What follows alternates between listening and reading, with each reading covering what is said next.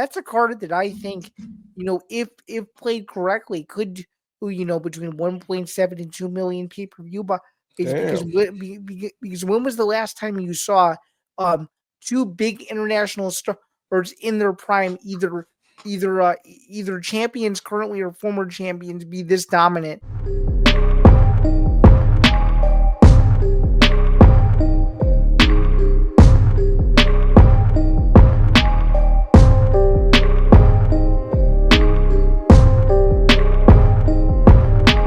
Welcome back. It's been a while, but we're finally back on a regular schedule. This is the MMA Outsiders. It's episode 118. I'm Zain Bando. It is Pat Danna to my right. And Pat, as we move into the middle of March, as we get closer and closer to March Madness, it appears there's been a lot of combat sports madness over the past few weeks as well. Both inside the octagon and boxing ring, if you will, as well as outside of it, with fight signings and potential TV deals on the horizon and so much more. Do you think that we're officially in the madness part of the sports calendar and MMA is following suit, or do you think that this is just a coincidence and we are just simply living through it? What do you think? I think it might just be a coincidence. Just might be that time of year where a lot's happening in MMA and lots happening in a couple other sports. But I don't know. Maybe it is just that hype of the March Madness seeping into other sports that it comes near. Very, very well said. Well, we did not come on this podcast today to talk about basketball. If you want to hear all about basketball, we've got tons of other content to talk about that. And speaking of all the other content that we have to talk about that, please be sure to like and subscribe to the Empty the Bench podcast network. You can do so here, youtube.com/ETB network. It would be very, very much appreciated if you did hit subscribe, as the slow but steady climb to 1,000 still continues for us, and it would be very, very much appreciated. It only takes about 5 seconds. So if you like the content that you see tonight from Pat and I at the time that this is being released, or if you like any of the content from me on my show, Bando's Breakdowns, or any of the other shows on the Empty the Bench podcast network, I would be very, very much appreciated and very, very much grateful of you guys. Take care of that. And again, it's super, super simple. And of course, you can also check out our Substack. It's only $5 a month. We've got some it's extended bonus coverage on there from Zan Zinger to Noteworthy in the NCAA and so many other different ventures that we're trying to work through. But so if you guys could support that would be very much appreciated as well. In this very show, you can listen to the MMA Outsiders wherever you get your podcasts, whether it's Spotify, Apple Podcasts, Acast, and so much more. And I would be remiss but I did not remind you guys to stay tuned for later in the show, where we will talk about all things playback and how they intertwined with everything that we do at this network. But for now, I guess it's time to move into the show. And I think this is going to be one of those shows where it's going to be very, very news heavy, considering that we weren't on this past week. So I guess let's get into the elephant in the room, which is the pay-per-view. We did not get a chance to go over last week when we should have done in this episode. It was UFC 313. Magomed Ankalaev becoming the new UFC light heavyweight champion, halting Alex Pereira's title run at UFC 313 in the main event in Las Vegas.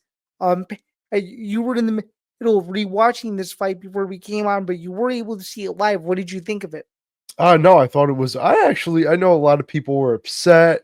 I don't want to see a rematch. I thought it was a bad fight. I thought it was a good fight. I actually enjoyed the fight. I enjoyed the high level aspect of it.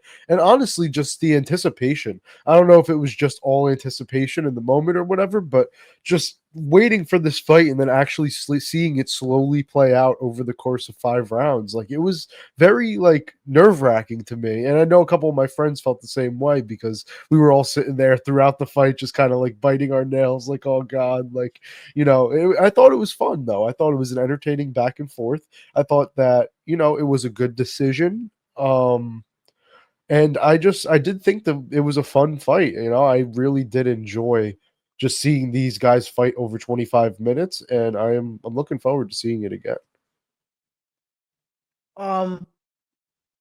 Yeah, I mean, I think that it's very, very well said. I thought there were parts of the fight that were good, and I also thought there were parts of the fight that were bad. The part that I was really surprised, and I'm sure you were surprised too, Alex Pereira's potent striking attack is is kind of how we thought the fight would play out. Like, oh, if the fight stayed standing, then Ankalaev was going to be in trouble, and he really isn't all that much in trouble throughout the fight. And even though he didn't land his single takedown in the fight, he still was able to win the fight. And I think what's something that people fail to realize, and I don't have the exact number in front of me because it's a very arbitrary number that's difficult to look up.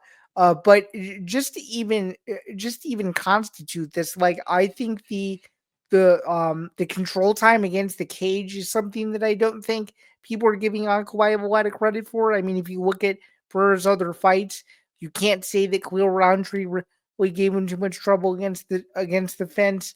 Yuri certainly didn't do that. From what I recall, Jan Blachowicz really didn't do that. Jamal Hill certainly didn't do that. So for him to put Pereira in precarious positions to where Pereira had never been in some of these positions before, I don't think it's being talked about enough. And another thing that I don't think is being talked about enough either is if you've followed Magomed Ankalaev's career for as long as you have, I know you have, I have, and I know. Well, I know. Well, you have, I have, and a lot of other people have. I don't know what that light flickering was, but I think we're good. Anyway, in any event, I think people should have known, going in that Ankalaev, was going to be a grueling fight for Pereira, and that's exactly how the fight played out. And simply put, I just don't think Pereira's team, really did a good job of adjusting the game plan. Just don't understand how you could go. I think it was 0 for 12 on takedown attempts and expect that, if the first 3 attempts didn't work, then how do you think the next 9 attempts are supposed to work? And how do you think the transitions are supposed to work after that? So, I think this is something to where, they really need to sit down, and I'm sure they have in these recent weeks to really assess what went wrong, because I think this is one of those fights, and I'm sure you could probably attest in some regard, that if you were to give this fight 100 permutations or 100 tries, however you want to call it, I think it would be an even 50-50 split with how, with just how highly skilled and highly technical these two are. And, well, I'm with you. I don't think the fight was as bad as what people made it out to be. I think people were just overly frustrated about another topic that we're going to get to later in the show, which I think overshadowed the entire event. But what did you think, and what did you want to add to what I kind of summed up there? I mean, Pereira only landed 11 strikes to the head. It's kind of it's a crazy number. It's crazy to think about. But knowing Alex Pereira, I mean, he landed more head punches against Jamal Hill in 3.5 minutes than he did in 25 minutes against Ankalaev. So, I mean, his leg kick was on point. He landed a lot of leg kicks, 48 to be exact.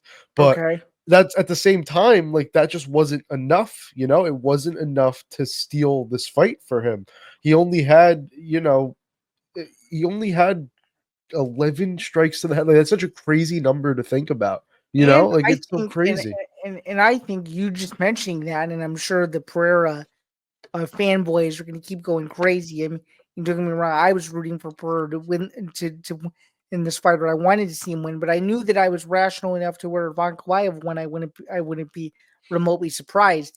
I think you just brought it up. I mean, I think 11 head strikes the whole fight is arguably the underlining story of the whole fight as to why you really can't justify a 3-2 Pereira scorecard. In in regard, you really can't. I could see 3-2 for Ankalaev, but I mean, you would probably agree. I mean, once it hit rounds 2, 3, and 4, it felt like, and the people that I was talking to too, and I'm sure you were talking to some of the same people as well. It was like if Pereira didn't get a finish, he was probably going to lose, and that's exactly what happened. So, I Yeah. mean, I just think you can't discount Ankalaev's performance, and what I think people are failing to realize too, and what they probably won't realize until the rematch happens and the hype is reinvigorated, is that this is the only dance partner, if you will, in the UFC light heavyweight division. And this is no disrespect to the division as a whole, but you and I have spoken about this ad nauseum, just in regards to how thin that division is. There isn't a dance partner that can compete with Alex Pereira in the ways that Magomed Ankalaev can. And I think once this rivalry is over, whenever that is, whether that's this year, next year, or down the line, people won't really realize how good Ankalaev is until this series is wrapped up. And I think right now people are too caught up in the fact that the most exciting light heavyweight champion, probably since I would say, probably since I would say maybe probably I would say maybe Chuck Liddell or maybe even John Jones. I think people are just fixated on the fact that the most exciting light heavyweight champion in the last decade is no longer the champion. No, I think you're right. It's as simple as that. Oh, I think you're right. Yeah, a lot of people are very upset that Pereira is no longer a champion, and rightfully so, because he's an incredible champion. He's an incredible guy. He's very easy to market, and he's very easy to just like. So it is very tough having Pereira not be the champion anymore. But I didn't think there was anything wrong with the decision, and I didn't think he just did enough to retain his title. It was a very, very close fight, but it was Ankalaev's fight for the most part. He controlled a lot of those moments. Like Pereira's leg kick was great, but that's really all that was great about his performance in the fight. But do you think there should be an immediate rematch next? Do you think that should be 100% immediate rematch, no questions asked? Or It's a good question. I mean, I'm not really sure what other fight you could sell that will get the fans up to go, holy shit, I want to see that. I mean, obviously it's clear that Yuri is still in the mix, of course, but yeah, I mean, I think this is the fight that you do. Some people don't think Ankalaev, won convincingly enough. If he went in there and he knocked out Pereira in, the first 15 minutes, I don't think we would be having this discussion, and I think Ankalaev would have moved on. But you know, there's still so much controversy surrounding that fight, and as I just alluded to a couple minutes ago, like the people, and there are going to be people, until this fight gets made again, there are still going to be people that are going to, die on the Pereira 3-2 hill, as I would want to maybe dub it here. And I don't think those people are going to be validated, if you will, until this rematch actually happens. And I even think if this rematch does happen and Pereira loses again, that there's going to be even more angry people than there were the first time. So I think either way, everybody loses in this scenario. But the thing that the UFC must do to save its sanity, if they're that disappointed that Pereira lost the fight, um, this is the only fight to be made at 205 pounds. And with all these open dates that they've been hearing rumblings about, I think there's a lot of options as to where you could do this fight. You could do it for International Fight Week. You could do it at some, other interesting locations that the UFC hasn't been to in a while. I think there's a lot of options as to where you can take this fight, but bar none, 100%, I do think this rematch has to happen. What do you think? no, yeah, I think so too. I think this rematch is 100% next. I think, Yuri Prohaska fight against Magomed Ankalaev is interesting. I don't think it's as interesting as a rematch would be, though. And I think Pereira has definitely done enough as a champion to where he deserves a rematch. So, 100%. And if you look at his body of work at light heavyweight, all he's done is beat top contenders. It's not like Islam Makhachev where, he beat Volk twice. And people kind of think, oh, that's kind of an asterisk because Volk wasn't a natural lightweight. You can't say the same thing for Alex Pereira. And when you think about it, he lost to who many people presume is the number one contender in the division. So there's no excuse to say that he isn't right there because he definitely still is. So, yep.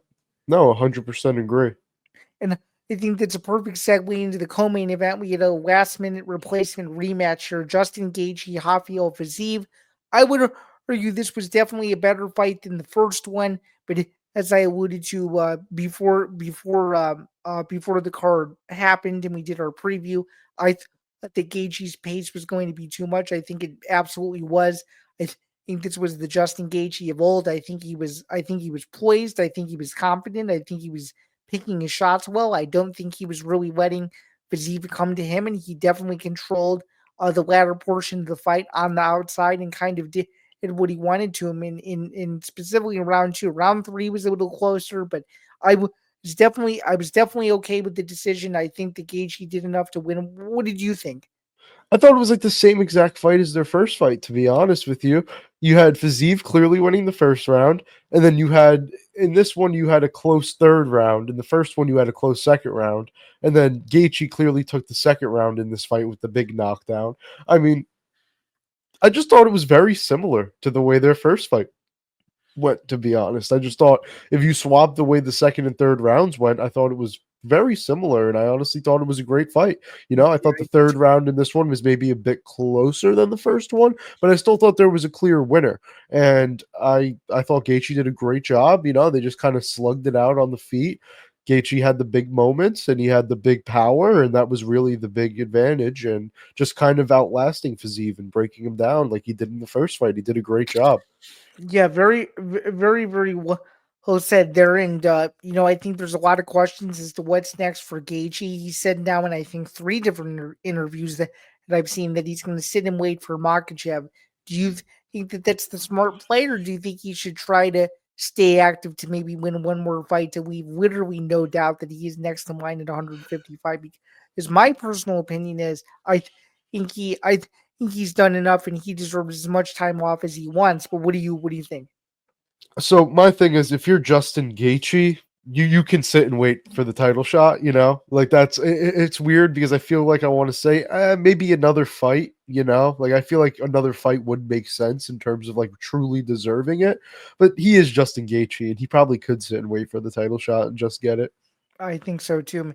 And I think that's a perfect segue to take a look at the rest of the main card. And overall, a very entertaining um in card to say the least. We had some interesting finishes on this one. We had Ignacio Bahamondes really show out, representing Chile and fighting out of Chicago, and of course a knockout of the year contender Maurice Rufi absolutely flatlining Bobby Green in one of the nastiest knockouts not only that I've seen this year, but one of the nastiest knockouts in recent UFC history. I think these are two prospects to really keep an eye on, and I think that if you do fight nights in either of these territories, um, these two are one that you could build some interesting prospect cards around, and maybe potentially have these two headline in their respective cities. What do you think? Yeah, I mean, both lightweight prospects, both very, very exciting finishes, very big wins. I loved Rufi's knockout. I mean, just knockout of the year contender written all over that.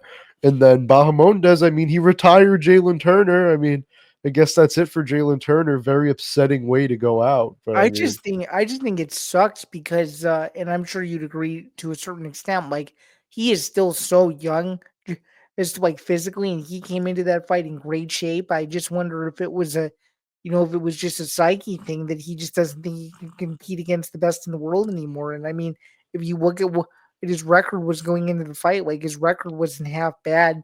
And he had fought some of the best guys. Not just in that division, but in other organizations too. And I just thought it was a real bummer. What did you think? no, I mean, it is a real bummer. I mean, Turner is young. He's in his athletic prime age wise. I want to say he's like 29 years old. So it's just crazy that he's out retiring, after a little bit of a rough streak. I mean, I get it, it definitely isn't the best streak, but at the same time, like he could easily bounce back and still make some waves in this division. He's a dangerous, dangerous fighter, and it just stinks that he's, you know, just going to retire like that. I really hope this is a MMA retirement at its best and that he comes back soon because it's going to stink to see him gone. Yeah, because if you really think about it, there aren't really too many MMA retirements these days that are actually legitimate, are there? No, there aren't. All right, let's take a look at the other elephant in the room because this exploded across social media. Let's take a look at the fallout from UFC 313 because I think there were more angry people during this pay-per-view, and it wasn't even remotely in regards to the actual fights themselves. It was in regards to the access of the event, specifically in the United States. So for those of you who don't know and have not been paying attention to anything that's going on over the last week, there were thousands and thousands of people, and this is I mean, I've never seen an avalanche on social media this bad before. There were thousands and thousands of people that could not watch this fight, whether it was they were charged twice, whether it was they were given a black screen, whether it was audio issues, whether it was any which way until Sunday, no one was able to see this fight. So I just want to be transparent and say, the feed that I was watching, which was not an ESPN Plus feed, was working was working fine.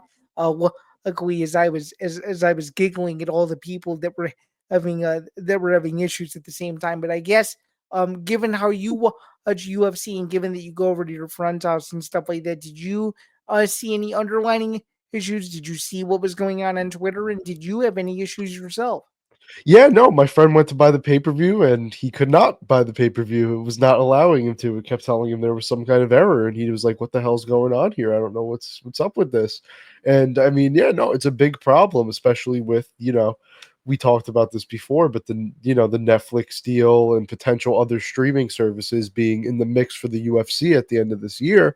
It's a big problem that ESPN Plus is seemingly preventing thousands of people from watching a UFC pay-per-view, especially with one of the UFC's biggest stars. And apparently it was an issue that wasn't resolved till very late into the card. Like it was just a very What big did issue. you? So what did you? So after your friend couldn't order it, what did you guys? What did you guys do? Did you guys wait? Like, what did you do? I'd rather not answer that question. Okay, fair enough. I hear you. As you know, I don't really like to disclose how I watch Yeah. UFC. So I hear you. So I guess I guess I can move on to another subtopic that I wanted to ask you about this. Did you see or hear that Dana White went live on Instagram during the first round of Pereira Ankalaev? No. Did you notice that? No, I did not see or hear that. No. Yeah, so I was sitting on my phone and I was just scrolling through, and obviously we have a huge group chat, and that was going off the rails because tons of our buddies were having issues watching the fight too. And I noticed that Dana was on Instagram, and I don't know how much you follow, just like when Dana goes live or what the purposes of him going live are. But usually during pay per views, it's to say like, "Hey, this fight is about to start. Be sure to order it if you haven't ordered it." Well, allegedly at the UFC 313 post fight press conference, someone asked him, "Hey, did these issues get to you? Like, did you know what was going on that like the ESPN servers were screwing with you guys?" And he's like, "Yeah, I did." And unfortunately, no one in that room. If I was in the room, I would have followed up to ask this question. Unfortunately, no one in the room said, "Hey, you live streamed the first round for Ankalaev, which is something you never do." And the part that I was about to get to, Pat, was 20,000 people were uh, in this Instagram live of the first round between Pereira and Ankalaev. It was That's insane. hysterical. I did not know that. That's It actually was hysterical. insane. It was 20,200 people. I took a screenshot of it because I couldn't believe it. It's on my personal Twitter. If you go follow me on there, I took a screenshot of it. I could not believe what I was watching. And I looked at my feed and I looked at the Instagram feed, and the live feed was 15 seconds ahead. So I actually just started watching Danny's Instagram live for the whole first round. So I didn't miss anything. Hell yeah. Why Yes. not? Well, it was a very, very unique experience, one that I was not expecting. And yeah, I mean to see the New York Post reports come out now that the UFC and TKO are absolutely furious about just everything that's going on, and just with the lack of transparency, it seems like ESPN is disappointed that they're not getting the product that they signed their quota up for in regards to quality of cards, and the UFC is more worried about people not being able to see it. So I think it's a I think it's a juggling act that neither side I think will ever resolve. And according to other reports that are coming out kind of off the New York Post report, and but from what I've seen, it seems that they're so done with them that they literally can't wait for this negotiation period to start in April, because I think they've already made up their mind that they're either going to Amazon or Netflix and not retaining ESPN, which is just really bad from ESPN standpoint. I mean, now you lose the MLB, you lose the UFC, you're losing around the horn, you're losing other types of linear programming. Like I mean, dude, if it wasn't for the NBA right now, if it wasn't for the NBA and the NFL offseason, ESPN would be in a really bad spot, I think. No, yeah, they might even be in a bad spot already, and that might be why they lost programming for all these things, and because they don't have the money to keep up with it. Maybe I don't know. So it seems like something's going on at ESPN though, for sure. Yeah, yes, something definitely seems to be going on with ESPN for sure. Just a couple of other fallout items though before we move on.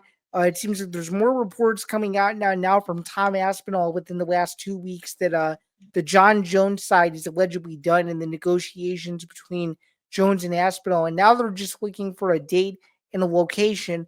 Um, Pat, assuming you saw this news, or when you saw this news, did your excitement level increase anymore? And how excited are you for the potential announcement of the biggest UFC heavyweight title fight outside of Jones Miocic in probably about a decade plus?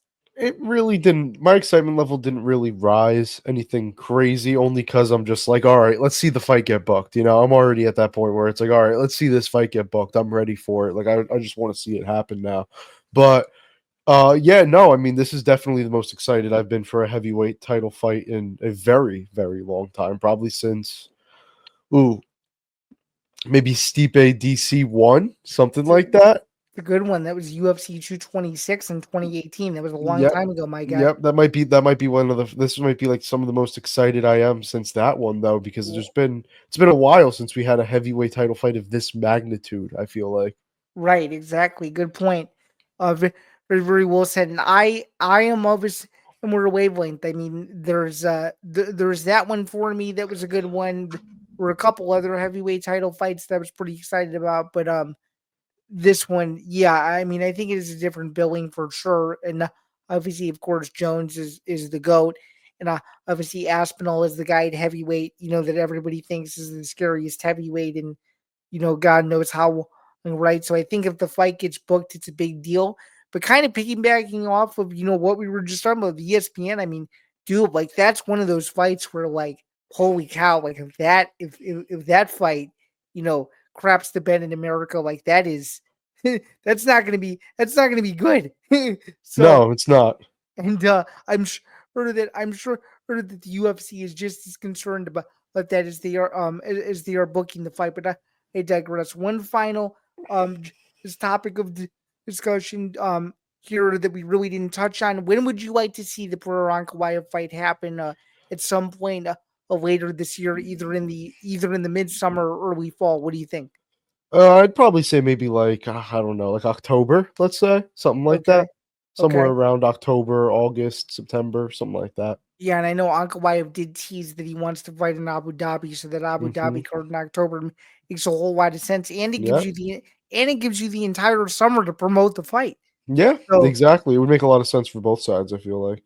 Eh, absolutely. Let's move on from that now. And let's go through to UFC Vegas 104 from the Apex. This card was absolutely criticized in every which way possible, but actually had some very, very entertaining fights. We had 9 total finishes on this card, but one of those fights that wasn't a finish was the main event. Roman Dolidze exacting his revenge against Marvin Vettori in a middleweight wildcard fight of sorts. It was number 8 versus number 12 in the division. There's a lot of scrutiny going on with the top half of the division. We've talked about that in recent weeks as to where, the likes of, Azardine Imamov and Jared Cannonier and all those guys fit into the picture. But now you have Roman Dolidze, who's won now, I think it's now 3 fights in a row. Vittori's on his first multi-fight losing streak. What did you think of this fight? I thought it was very similar to the first one. And I just think it kind of had an anticlimactic ending, just considering that, the significant strike counters were very, very close. And, it looked like Vittori was doing some good things, but it was, round 3 that, he really didn't take advantage of Dolidze being hurt. And I think that's what cost him the fight. What did you think about it? I just thought it was a fairly underwhelming fight, honestly. Like you said, fairly similar to the first fight. I thought the first fight was a bit better, but I just thought this fight didn't have too much to it. Like I just thought it was an all right fight. I feel like I'm not like much higher or lower on either guy after seeing this fight, and I don't know. Just it was just an all right fight in my opinion. Didn't really do anything for me, to be honest. For sure. And I think a lot of people felt very, very similarly as well. Just really quick before we move on to talk about some news items, before we get into UFC London and a whole lot more as we move on with the show, where do you think Roman Dolidze goes from here? And do you think, just given Marvin Vittori's post-fight comments, where do you think he goes? Because I think, as we kind of alluded to a couple weeks ago when this fight was first booked, I remember giving like our way too early looks at it that we said that regardless of who won or lost this fight, that these two were going to have to sit out to see how the top five played out. Do you still feel the same way? Because I do. Yeah, probably. I mean, I feel like Dolidze's definitely got to fight up at this point, and I feel like Vettori's definitely got to fight down. I mean, I know that's stupid and simple to say, but No, no, I hear Dolidze you. definitely deserves a higher ranked fight, and Vettori, yeah, should probably take maybe like an unranked guy next or something like that. So would it be unfortunately one of those situations where he's fighting an unranked guy at the Apex, or he's fighting an unranked guy in a main card of a major fight night? Well, he just said he just fought on on the main event of the Apex, so I think he'd probably stay there. Yeah, and it's so unfortunate given that at one time that guy was a former UFC middleweight title challenger. So it's very very disappointing to It is very disappointing. You know, j- Vittori's a funny guy. oh, for sure. And even his Instagram stories afterwards were hilarious because he was blaming himself, even though in reality he really didn't fight all that bad. He he fought halfway decent. He just wasn't coming forward enough in the last couple rounds. But outside of that, there were no glaring holes. He didn't look like he lost a step from his shoulder injury. I actually thought he fought halfway decent. Yeah, no, he fought all right. It was an all right fight all around from both guys. Just nothing special, honestly. For sure. So it's something we didn't we didn't touch on. One of the best former champions in UFC history, Robbie Lawler, is going into the UFC Hall of Fame. It's already a loaded UFC Hall of Fame class. We don't really have time to talk about the full class, but I'm pretty sure, unless there are any other additions, we'll keep you posted on it. But Robbie Lawler was the latest addition to the UFC Hall of Fame. Obviously, he's got one of the best fights of all time in the fight wing with Rory McDonald from UFC 189, but now he is fully in the UFC Hall of Fame. I think that this is long overdue. You could have done this, 2 years ago, 3 years ago, and I think people would have been happy with it, even though he was still an active fighter at that point. Now that he's no longer an active fighter, it makes a lot of sense. Um, this was more of like an inevitable thing, but it's was someone who's watched Robbie Lawler for as long as I have. I've watched him probably since the early 2000s. I think this guy is more than deserving. I think he had heart for days. He just had unbelievable power. His last couple years of his career when it looked like he was on the downswing in Strike Force, he comes back in the UFC with a vengeance and flying colors. Eventually wins the welterweight title, won a couple nice fights there, including two of the best fights ever back to back in the McDonald rematch and Carlos Condit. So overall, think this was very, very well deserved. I think he's one of the most underrated welterweight champions in divisional history. And I'm very, very, very much looking forward to the speech because I think he's going to be very, very emotional and very, very humble while doing so. I was very happy to see this. What did you think? I mean, very well said by you. I love Robbie Lawler. He's just the embodiment of like the Thanks, buddy. savage. Thank you. I appreciate that. Yeah, no, I mean Robbie Lawler is just the embodiment of savage. He's just incredible. You know, he's a legend of the sport. This was like you said. This was just like this was only inevitable. So I'm happy that it's finally happened. You know, shouldn't have had to wait too long for Robbie. And he's a guy that's appreciated a lot by modern fans as just being, just one of the OGs or one of the like true brawlers and just a fun fighter, just a great fighter, And former champion. and very, very well said. And you know what's even more interesting, and I'm sure you haven't thought about this? What? Like, can you name a single person that hates this guy? I think he's one of the most beloved former champions of all time, if not ever. I mean, I have not seen this single person say, "Oh, I can't stand Robbie Lawler. I can't wait to see him lose." You never see that. Yeah, no, he's definitely one of the least hated former champions of all time, and he definitely did a good job, like having a good image with the public for sure. for for for very well said. And before we move on to more news, just wanted to have a quick reminder that right now in the next 10 seconds or so, you will hear so much more about playback and all of the stuff that's intertwined into the show. So we will be right back, and then we will be back to the show. Just wanted to butt in here really quick to remind you guys the MMA Outsiders is presented by Playback. For those of you who don't know what Playback is, without further ado, here we go. Watching sports is more fun with others, but we spend too much of our time watching alone. Playback is a virtual space where communities can stream live sports together with everyone perfectly synced up. Creators can hop on stage, deliver their own play-by-play analysis and commentary, and invite viewers up for Q&A. Playback makes watching sports fully interactive and a social experience, from playing fantasy sports, repping your favorite players and teams, and watching with the commentators and communities you care about. Win or lose, sports are best enjoyed together, and of course, you can do so by joining our community going to playback.tv/ETB network to find out more, including our live stream schedule. And with that, we will get back to the show. All right, now we can move on as we continue with news items. We had Dana White come out recently and say that there was a tweet about a very highly coveted announcement from Ilia Topuria regarding his next fight. Obviously, Ilia Topuria is now the long reigning UFC featherweight champion. He's won a couple nice fights, during his title reign so far, and of course, he's knocked off back-to-back legends in Volkanovski and Max Holloway, and now he's looking for a major payday. There's kind of a lot going on with him, what he wants to do. It feels like he has total control of his oyster, if you will, of his star power.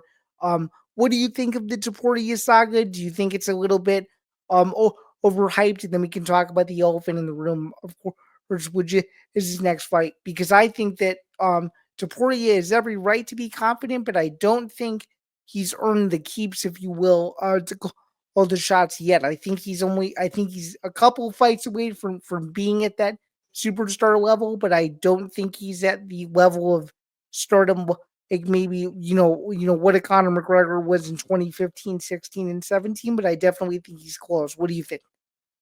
Yeah, no, I think it's a little bit overplayed and overhyped at this point just because, all right, well, he vacated the title. Is he going to fight for the lightweight championship? Is he going to fight in another fight? Like, I don't know what this whole mysterious thing is. I really don't. It's a very weird situation, to be honest. Usually, champions don't just vacate their title with no news about a next fight at all. So the whole situation is a bit weird to me. And it's overhyped, but it deserves a lot of hype because it's very strange and it's not going to be solved until we know what Ilia is doing next. So until we know what this next fight is, if it is a potential title fight, I don't know, but until we know, it's just going to be a weird mysterious underlying thing that goes on, and it's only going to get worse with Diego Lopez and Volk fighting for that title next month.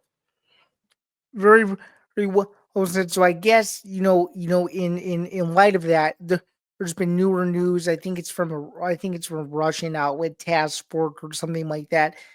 They've come out and reported that Islam Makhachev has really denied any knowings of a potential Topuria fight. Um, knowing that that's a possibility and knowing that it looks like he's not going to go that direction. What do you think is Makhachev's next worthy challenger at lightweight if it doesn't happen to be Justin Gaethje for whatever reason? Because I think there's a chance that if you go down the route that I'm about to say, that you could be holding up two divisions hostage instead of just one.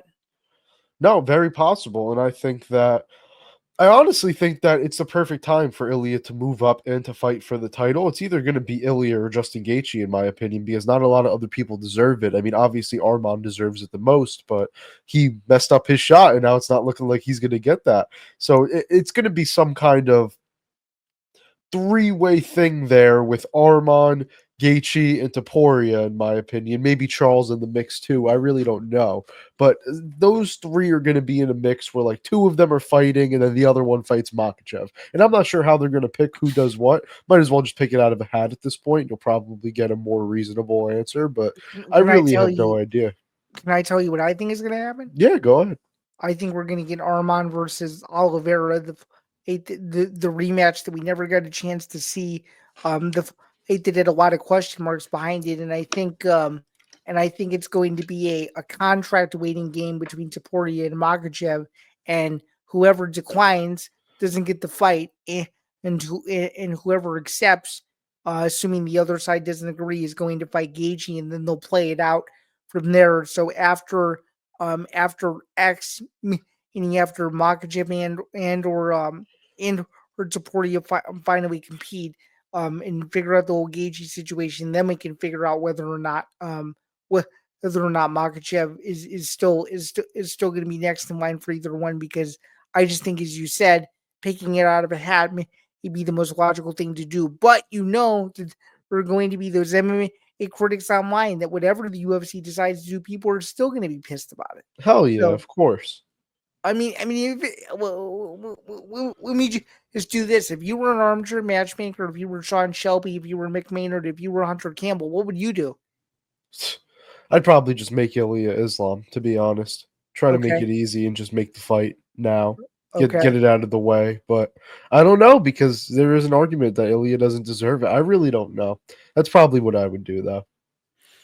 Yeah, I would probably do the same thing. I mean, it's the biggest fight that can be made in the UFC right now. I mean, no disrespect to Jones Aspinall. I think it's a given that that's number one at the top of the list. But if you want to talk about non-light heavyweight fights, or excuse me, not heavyweight fights, rather, there's not a fight that's any bigger in the there's not a fight that's any bigger in the world than those two at the moment. And that's a fight that everybody would want to see. That's a fight that the casuals would come out for. That's a fight that first time MMA fans that only know either of those guys from Instagram would watch it. That's a fight that I think if you build it and you build it as such to where it is just a stacked card with top contenders and just guys from top to bottom where everybody knows the name value, the whole card. Like that's a card that I think if played correctly could do between 1.7 and 2 million pay-per-view, but is because Damn. because when was the last time you saw um two big international stars in their prime, either champions currently or former champions, be this dominant? You would have to go back a really long time. So with me saying that, I if you can't tell, I have really high expectations for that one. But I think if the UFC builds it the right way, that a lot of people will watch it, and I think it will be the number one trending fight on social media for at least 3 days afterwards. I'm willing to go that far too. So, Yeah. No, that's well said. Very well said. or let's move on to a couple of other news items before we get into the preview. We're doing pretty decently on time so far. We're going to get into some boxing news now. Dan Rafael, who's now gone independent with his Fight Freaks and then Substack. He's no longer with ESPN anymore. For those of you who don't know, that's kind of old news now. But with the new emergence of the TKO Boxing League and with what Dana is doing with Turkey Al Sheikh, he did an exclusive 30-minute interview with Dana White where Dana was asked explicitly whether or not he would have a promotional hand in a potential super fight between Terrence Crawford and Canelo Alvarez, which is a fight that I think a lot of people wanted to see for a while. Of course, Canelo has to get through his opponent in May. He should, even though his opponent is a relatively tough customer in himself. But if he does, according to his 4-fight deal, he's going to be fighting Crawford this fall in September in Las Vegas, potentially either at Allegiant Stadium or T-Mobile Arena, which I think either arena would be down to host that fight. Um, which is given Dana's new involvement in boxing, I think I wouldn't be surprised if he promoted a Terrence Crawford fight, considering all of the positives he's had, regarding Canelo over the years. Him, getting pictures leaked out of him watching Canelo fights cage side at his own UFC event. All the stuff that he said about Crawford. Even the stuff he said about Crawford Spence about how the fight, needed to be made a couple years ago and it was made, and the fight delivered, and so I'm like, I think you'll be seeing Dana contribute just as much to major boxing events as you see him with UFC, and I would not be surprised to see this come to fruition almost immediately. What do you think? No, I wouldn't be shocked to see it come to fruition either. It'd be very interesting to see Dana have a hand in Canelo Crawford or any of these big boxing fights, obviously, especially with his TKO league now coming up. I really don't know exactly what it's going to look like and how I all don't this think is going to anybody. go. I don't think anybody knows. No, I really have, like, I'm completely in the dark about this. Has not been something I've paid too much attention to be frank. And I honestly have no clue what's going to happen. And Dana having a hand in all these massing boxing matches would actually probably be a pretty good thing for the TKO boxing league, I'd say. So Yeah, hopefully he does, I guess. hey, I think it would be a good thing too because obviously you and I follow the UFC as closely as we do, and we see. Um, you good? You good? Yeah, I was just blowing my nose.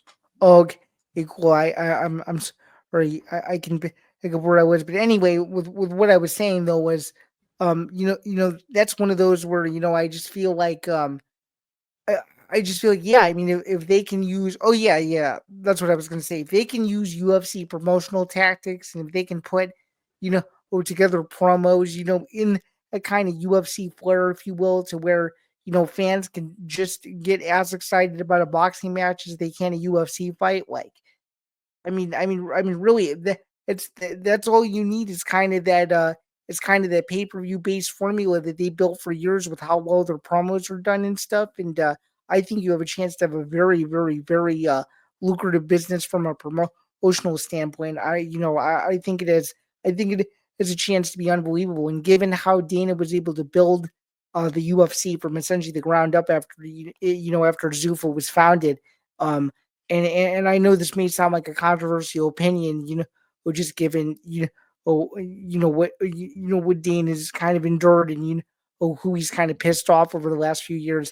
I really don't think that there's anyone uh, in the business with this true a lucrative vision as to how to fix boxing than him. And I know that might piss off a lot of people, but I'm just saying what I've seen. There are some fights in MMA that I truly believe were made because of him, and if he wasn't there for various reasons, one way or another, they wouldn't have gotten made. And even even if he still is a controversial figure to some, you can't deny what he's done from a promotional aspect to the sport, because I think if it wasn't for him, MMA wouldn't be where it is today. And I think that he's probably looking at boxing in a very similar light.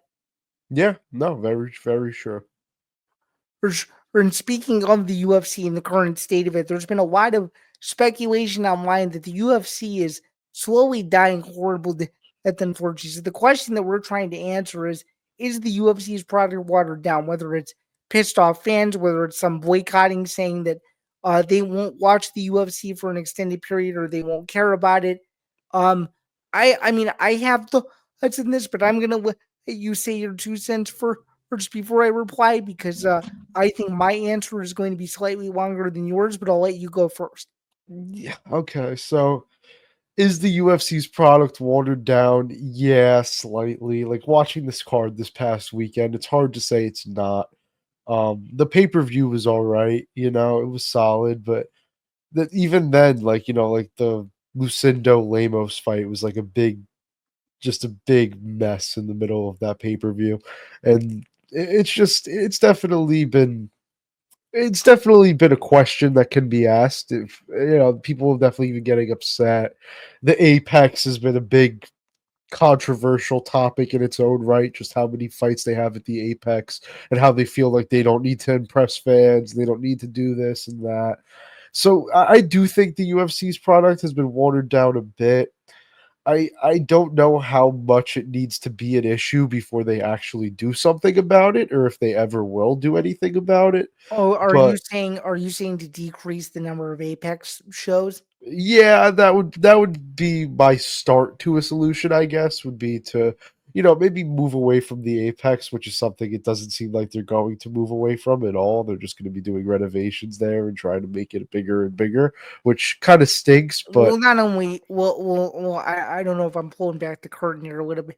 That's all I'll just say, because I haven't been told otherwise. I mean, I think the main reason why they're doing renovations is because A, they expect to be doing more events there, and B, I think of several MMA content creators, and journalists too. I don't want to loop them all together because some, kind of do their own thing, and with respect to them, similar to I do my own thing and you do your own thing. But I think a lot of us, and even have come to the realization that the UFC just feels comfortable with oh, is save money, which means they're trying to meet a quota for ESPN, and they know that if they go on the road, as often as they did, in like 2017, 18, and 19 before COVID, the, they're probably going to have some losses that they otherwise wouldn't at the Apex, because they have to put in literally zero money to produce it because everything's right there.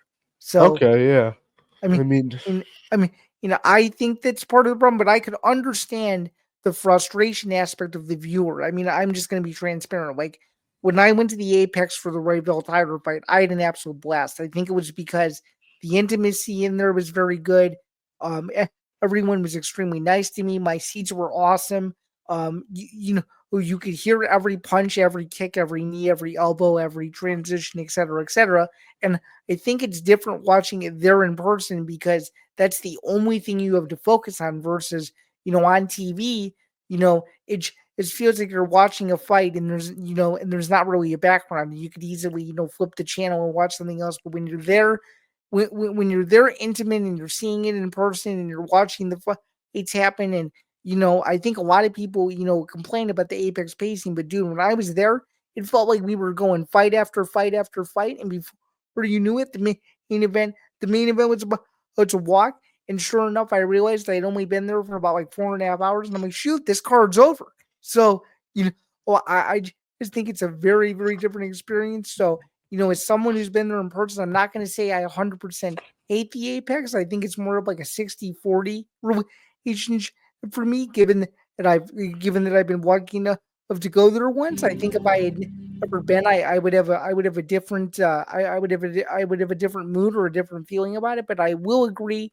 with when this element that I think getting out of the Apex more often is good because it gives people more of an incentive to go to these fights. Because in case you know or in case you don't know, I'm sure or most people know. I mean, they only use on location, for people to buy tickets to these Apex events, and I just think some of these cards are not worth the prices that on location is putting out, and I think the UFC knows that, and I think they don't care simply because most of the people that go, no disrespect to anyone who does go, are invited guests. So I think that it's something else that needs to be understood too. I think the Apex is more so being used as a luxury than anything else. What do you think? I don't know if I agree with that necessarily. I feel like it's not really being used as a luxury when you're holding multiple events a month there for the most part.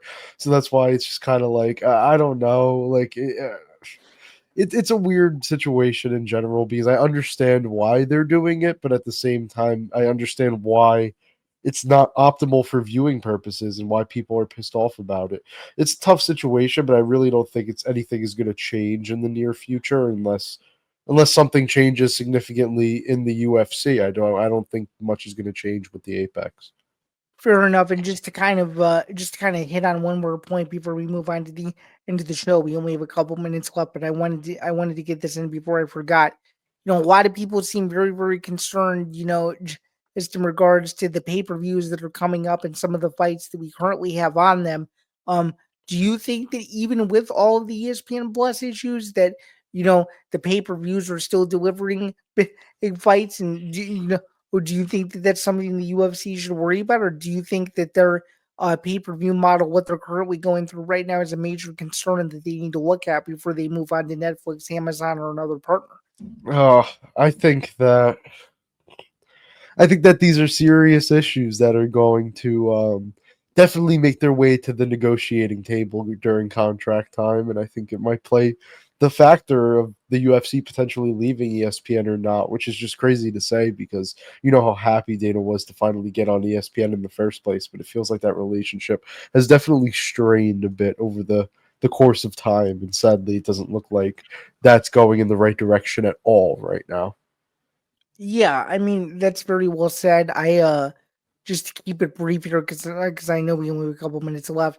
I think it's watered down to an extent, but I don't think it's as watered down as people are making it out to be. Because if it was fully watered down, dude, we'd be getting these pay per views where there's multiple decisions occurred, and we got fights falling off last minute, and we got main events not delivering, and people not getting what they paid for. I don't really think we're fully getting that, but when you look at it from a from like a pile perspective, when you look at one event toppled on after another, I can understand why people are getting sick of it because there just doesn't seem to be remotely any consistency to where I've seen some people even go as far to say that it doesn't feel like there's really build up to these events anymore because of the every week nature of it going forward. So I think it's just something to keep in mind there. But let's quickly move on, just really really briefly rapid fire with this next one. What did you think of this fight on at a surprise. Obviously, Amosov, a former Bellator champion,